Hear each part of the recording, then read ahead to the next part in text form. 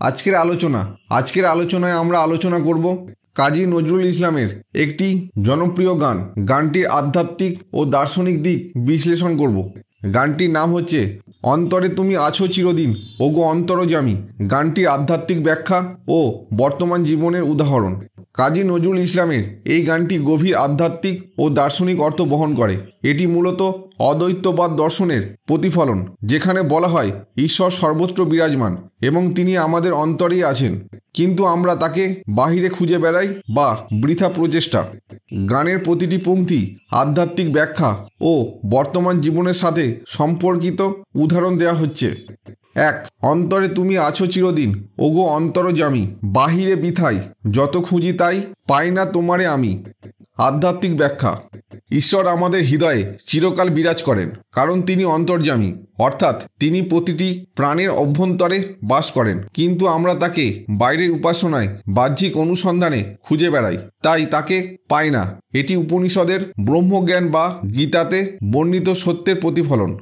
বর্তমান জীবনের উদাহরণ: অনেকেই ভাবে ঈশ্বর কেবল মন্দির মসজিদ গির্জায় থাকেন, অথচ প্রকৃত ঈশ্বরত্ব উপলব্ধি করতে হলে নিজের হৃদয়ে তাকাতে হবে। যেমন অনেকে সুখকে বাহিরে ধনসম্পদ, খ্যাতি বা পদমর্যাদায় খোঁজে, কিন্তু প্রকৃত সুখ আসে মন ও আত্মার শান্তি থেকে। যেমন কেউ যদি সারাদিন ব্যস্ত থাকে বাহ্যিক চাকচিক্যে, অথচ নিজের ভিতরে শান্তি না খোঁজে, তবে সে কখনোই সুখী হতে পারবে না। 2. প্রাণের মতন আত্মার সম আমাতে আছো হে অন্তরতম।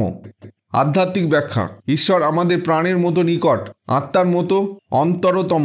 তিনি আমাদের এতটাই কাছাকাছি যে আমরা তার অস্তিত্ব আলাদা করে উপলব্ধি করতে পারি না।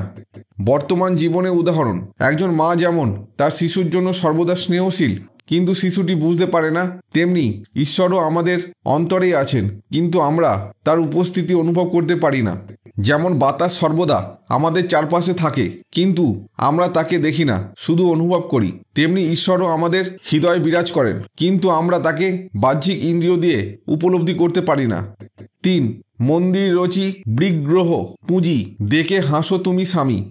আধ্যাত্মিক ব্যাখ্যা: ঈশ্বরকে যদি বাহ্যিক রূপে সীমাবদ্ধ রেখে শুধুমাত্র মূর্তি বা বিগ্রহে পূজা করি, অথচ অন্তরে তাকে উপলব্ধি না করি, তাহলে তা হাস্যকর। ঈশ্বর সর্বত্র আছেন, তাকে অনুভব করতে হয় হৃদয়ের গভীরে। বর্তমান জীবনের উদাহরণ: অনেকে মনে করেন শুধুমাত্র নিয়মমাফিক পূজা অর্চনা করলেই ঈশ্বরকে পাওয়া যাবে, কিন্তু যদি মন পবিত্র না হয়, যদি সত্যিকারের দয়া, ভালোবাসা ও পরোপকার না থাকে, তবে বাহ্যিক উপাসনা অর্থহীন। যেমন কেউ যদি প্রতিদিন মন্দিরে গিয়ে পুজো দেয়, কিন্তু সমাজের মানুষের প্রতি দয়াশীল না হয়, তাহলে তার উপাসনা প্রকৃত মূল্য নেই। 4. সমীরম সম আলোর মতন বিশ্বে রয়েছ ছড়ায়ে। আধ্যাত্মিক ব্যাখ্যা: ঈশ্বর বাতাসের মতো সর্বত্র ছড়িয়ে আছেন, আলোর মতো সর্বত্র বিশ্বকে আলোকিত করেছেন। আমরা তাকে দেখতে পাই না, কিন্তু তিনি সর্বদা আমাদের সঙ্গে আছেন। বর্তমান জীবনের উদাহরণ: সূর্যের আলো যেমন সবার জন্য এক, তেমনি ঈশ্বরও সবার জন্য বিদ্যমান। যেমন একজন শিক্ষকের জ্ঞান তার ছাত্রদের আলোকিত করে, ঠিক তেমনি ঈশ্বরও আমাদের অন্তরের প্রজ্ঞার আলো জ্বালিয়ে দেন।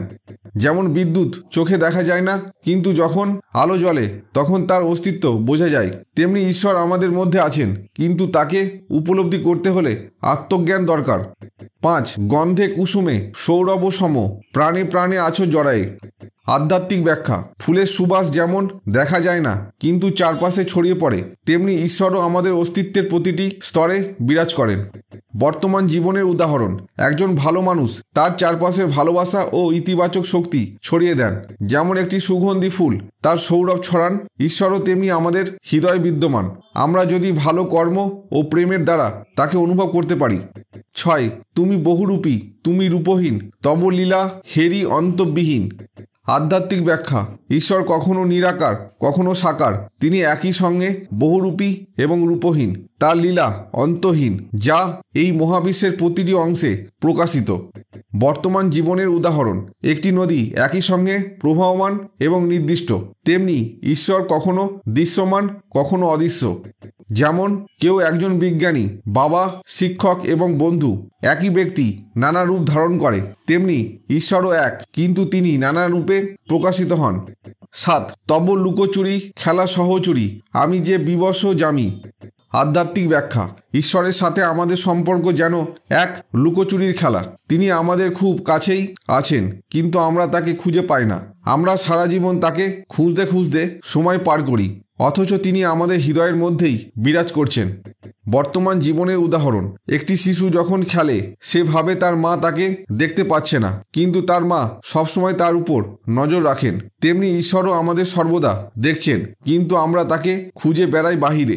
যেমন সুখ খুঁজতে আমরা এক দেশ থেকে আরেক দেশে যাই, অথচ প্রকৃত সুখ নিজের মনের শান্তিতে নিহিত।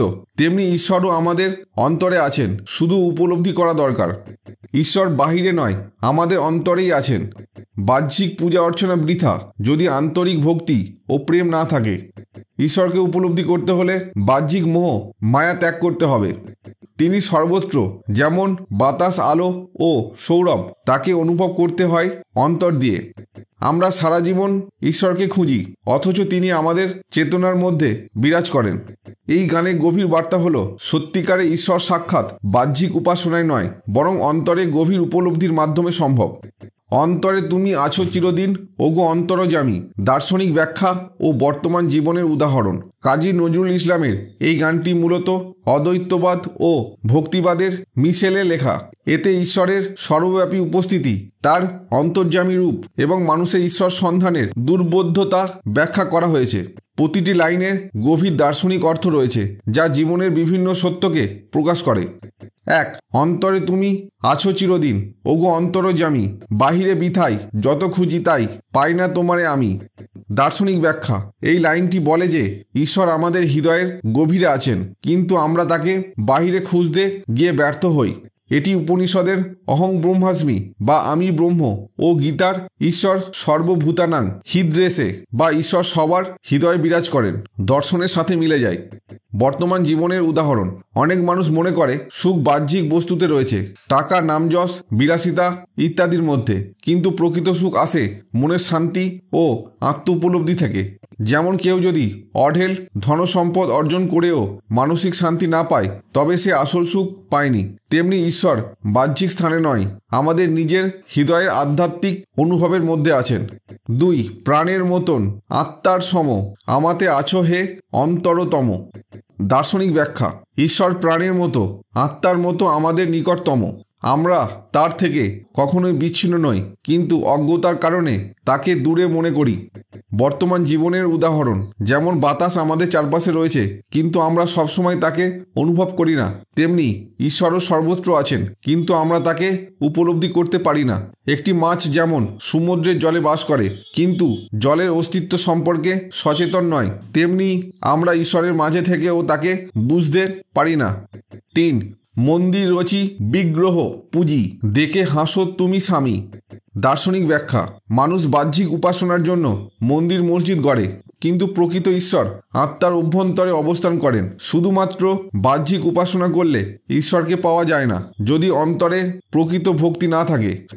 বর্তমান জীবনের উদাহরণ। অনেক মানুষ ধর্মীয় আচার অনুষ্ঠান করে, কিন্তু তাদের মধ্যে সহানুভূতি, দয়া, ভালোবাসা বা মানবিকতা থাকে না। যেমন কেউ যদি রোজ মন্দিরে গিয়ে পুজো করে, কিন্তু বাইরে এসে অসৎ কাজ করে বা মানুষকে কষ্ট দেয়, তবে তার উপাসনা বৃথা। সুতরাং ঈশ্বরকে পাওয়ার জন্য শুধুমাত্র বাহ্যিক উপাসনা নয়, বরং অন্তরে বিশুদ্ধতা প্রয়োজন। 4. সমীরণ সম আলোর মতন বিশ্বে রয়েছে ছড়ায়। দার্শনিক ব্যাখ্যা। ঈশ্বর বাতাসের মতো সর্বত্র বিরাজমান, সূর্যের আলোর মতো সমস্ত বিশ্বকে আলোকিত করে আছেন। বর্তমান জীবনের উদাহরণ। একজন শিক্ষক যদি তার জ্ঞান শিষ্যদের মধ্যে বিতরণ করেন, তাহলে সে নিজে থেকে বিচ্ছিন্ন না হয়, বরং অগণিত মানুষকে আলোকিত করেন। তেমনি ঈশ্বরও আমাদের জ্ঞানের, ভালোবাসার ও সত্যের আলো দিয়ে আলোকিত করেন, আমরা যদি তা গ্রহণ করতে পারি। 5. গন্ধে কুসুমে সৌরভ সম প্রাণে প্রাণে আছো জড়ায়ে। দার্শনিক ব্যাখ্যা। ফুলের সুবাস যেমন চারদিকে ছড়িয়ে পড়ে, ঈশ্বরও প্রত্যেক জীবের মাঝে বিরাজ করেন। তার অস্তিত্ব প্রতিটি প্রাণের অভ্যন্তরে অনুভূত হয়। বর্তমান জীবনের উদাহরণ। একজন ভালো মানুষের সৎ কাজ তার চারপাশে ইতিবাচক প্রভাব ফেলে। যেমন ফুলের সুবাস তার চারপাশে ছড়িয়ে পড়ে, তেমনি ভালোবাসা, দয়া ও সৎকর্ম ঈশ্বরের অস্তিত্ব প্রকাশ করে। কেউ যদি অন্যের প্রতি সদয় হয়, সাহায্য করে, তাহলে সে নিজের মধ্যে ঈশ্বরকে অনুভব করতে পারে। ছয়, তুমি বহুরূপী, তুমি রূপহীন, তব লীলা হেরি অন্তবিহীন। দার্শনিক ব্যাখ্যা, ঈশ্বর কখনো সাকার যেমন শ্রীকৃষ্ণ, শিব, রাম, আবার কখনো নিরাকার ব্রহ্ম বা পরমাত্মা। তার লীলা অনন্ত, তিনি সর্বত্র সবকিছুতেই। বর্তমান জীবনের উদাহরণ, একজন মানুষ একই সঙ্গে বাবা, সন্তান, বন্ধু, শিক্ষক হতে পারে, কিন্তু তিনি এক ও অভিন্ন। তেমনি ঈশ্বরও বহুরূপী, তিনি কখনো কৃষ্ণ, কখনো শিব, কখনো আল্লাহ, কখনো নিরাকার ব্রহ্ম। 7, তব লুকোচুরি খেলা সহচরী, আমি যে বিবশ জামি। দার্শনিক ব্যাখ্যা, ঈশ্বর যেন লুকোচুরি খেলার মতো, তিনি সবসময় আমাদের চারপাশে থাকেন, কিন্তু আমরা তাকে খুঁজে পাই না। বর্তমান জীবনের উদাহরণ, একটি শিশু মনে করে তার মা তাকে দেখতে পাচ্ছে না যখন সে চোখ বন্ধ করে, কিন্তু বাস্তবে তার মা সবসময় তার দিকে তাকিয়ে আছেন। ঠিক তেমনি ঈশ্বরও সবসময় আমাদের সাথেই আছেন, কিন্তু আমরা তাকে বুঝতে পারি না। আমরা বাহিরে খুঁজি, কিন্তু তিনি আমাদের অন্তরে লুকিয়ে আছেন। ঈশ্বর বাহ্যিক কোনো জায়গায় নয়, তিনি আমাদের অন্তরে আছেন। বাহ্যিক উপাসনার পাশাপাশি আত্মার বিশুদ্ধতা ও মানবিকতা জরুরি। ঈশ্বর সর্বত্র, বাতাস, আকাশ, সুবাস, ভালোবাসার মধ্যে বিরাজমান। বাহ্যিক সুখের পেছনে না ছুটে অন্তরে আনন্দ খুঁজতে হবে। ঈশ্বরের লুকোচুরি খেলার রহস্য বুঝতে হলে আত্মজ্ঞান অর্জন করতে হবে। এই গানটি আমাদের শেখায় ঈশ্বর আমাদের থেকে দূরে নন, আমরা যদি হৃদয় দিয়ে অনুভব করি তবে তাকে সব স্থানে পাবো। আজকের আলোচনা এখানেই শেষ হলো।